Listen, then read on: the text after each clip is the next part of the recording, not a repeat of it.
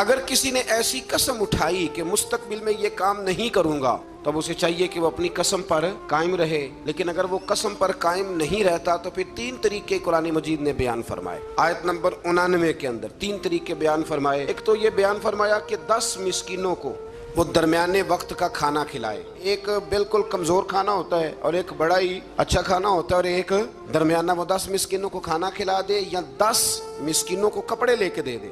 और अगर ये नहीं कर सकता तो फिर इस तरह करे कि गुलाम आजाद करे। अगर ये भी नहीं कर सकता तो फिर आखिरी बात ये बयान फरमाई कि वो 3 रोजे रखे, उसकी कसम का कफारा हो जाएगा।